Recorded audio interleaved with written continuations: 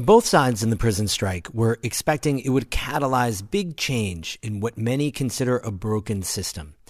But COs aren't getting reinforcements yet in a staff shortage that forces them to work far too many hours. And inmate advocates seeking protections from violence by COs, those reforms aren't much closer to reality.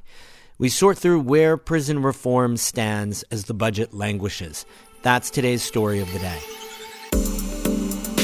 Support for Story of the Day comes from Long Run Wealth, an SEC-registered investment advisor in Lake Placid, providing comprehensive wealth management, retirement, and financial planning solutions. LongRunWealth.com. And the Devlin Inn and Suites, Lake Placid, welcoming families, athletes, and groups to the Olympic Village, offering Adirondack mountain views and dog-friendly accommodations. TheDevlinNY.com.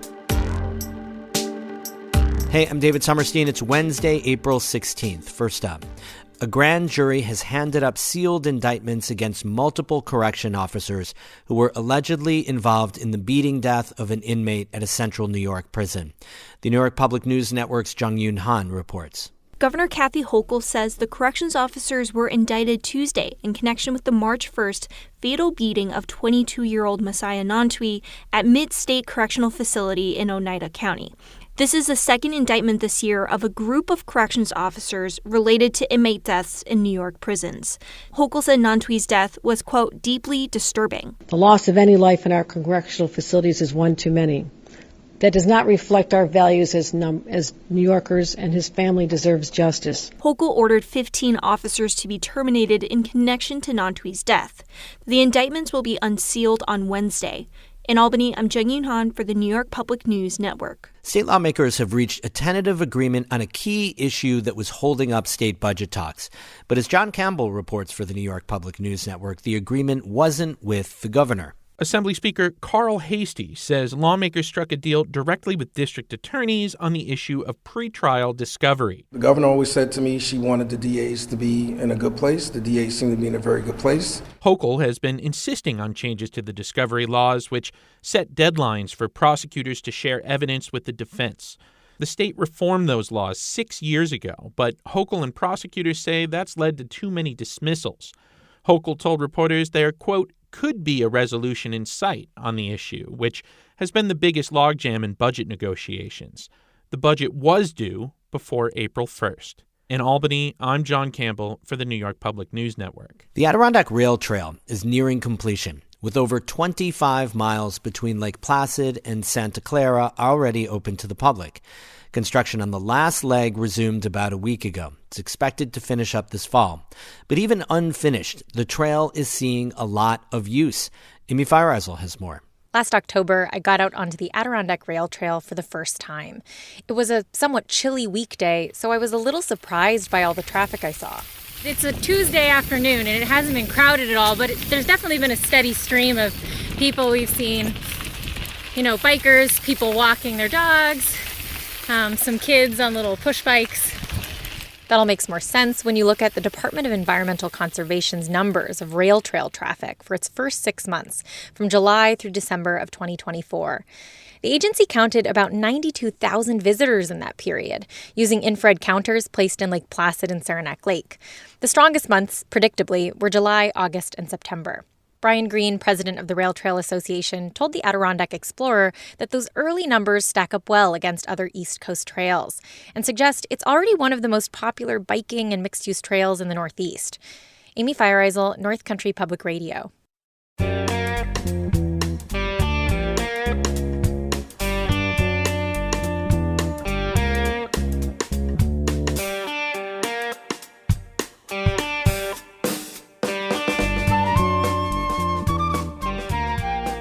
After a corrections officer strike halted prison operations across New York, the state made a deal to improve working conditions by raising overtime pay and capping hours. But in the wake of an intense staffing shortage, thousands of officers were fired. Jung-Yoon Han from the New York Public News Network has been following the story, and she sat down with fellow Albany reporter Jimmy Vielkheim to talk about the aftermath of the strike, including how New York plans to fill a staffing shortage of 4,000 officers. So, Jung-Yoon, the state has taken different approaches to this. Yeah. Facilities have started an aggressive recruitment strategy, and Governor Hochul has considered lowering the age requirement for corrections officers. Is any of this working? That's right. The idea would be to lower the age requirement from 21 years old, which is how it's set right now, to 18 years old.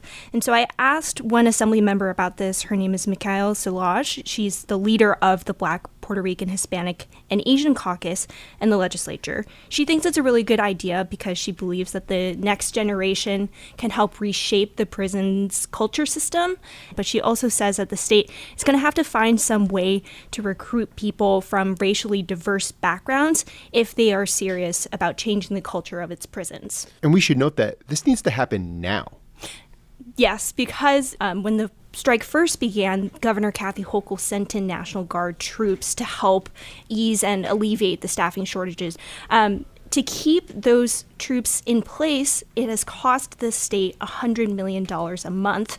So in addition to trying to recruit more corrections officers, the state is trying to also figure out how to reduce the footprint of the system entirely. So and theoretically, the need for fewer officers. Right. So the state is considering closing up to 5 prisons. And what are lawmakers saying about this proposal?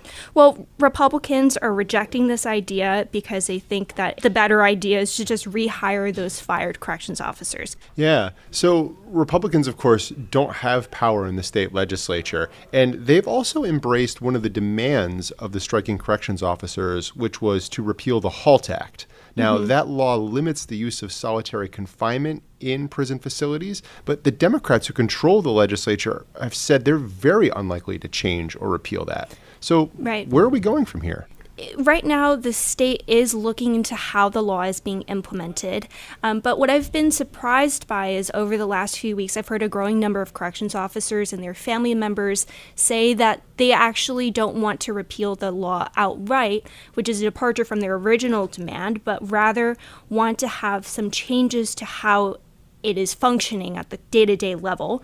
That is being assessed right now in real time by the Department of Corrections and Community Supervision. So last question. In the middle of the strike, incarcerated people were left without access to medical care, programming, and at times they were just on lockdown. And the strike came right as a half dozen corrections officers were indicted for murder in connection with the beating death of prisoner Robert Brooks. So did the strike halt progress that some of the reformers in the legislature who were pushing to gain more rights for incarcerated people before the conversation shifted?